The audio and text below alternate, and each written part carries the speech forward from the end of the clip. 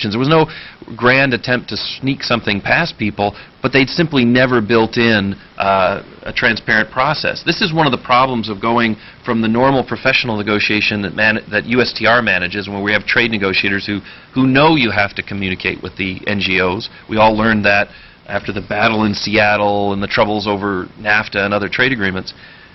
You shift from their negotiation to the negotiation by technical officials in different governments, each of which in the bureaucracy would bring other groups in and give them a chance to get briefings on what's going on from the various cabinet level officials and others who've been working on these negotiations. Great.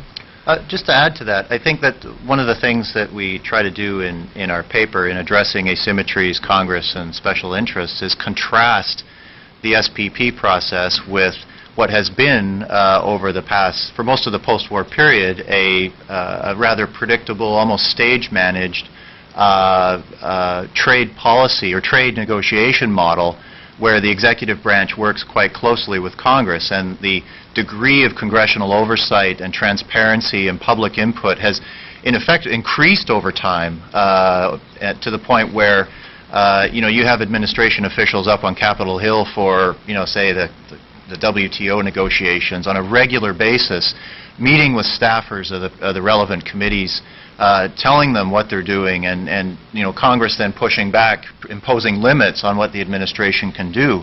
And what we've got here is an effort on the one hand to manage asymmetries by putting rules of origin. I mean, that doesn't get anybody very excited. So you put it at a technical level, manage asymmetries because it's a very technical discussion. And yet, at the same time, you almost increase that lack of transparency or the perception of that lack of transparency. And so you're seeing some of the blowback, for lack of a better term, from both the left and the right in terms of trying to figure out what's actually going on. A couple of folks up front. Oh, not that one. Hang on, sir. Just there. In the final days of debate concerning the immigration bill, language was added to the bill that would have provided specific legislative authority for the SPP, and that went down with the bill. First part of my question is whether there are any other plans to provide specific legislative authority.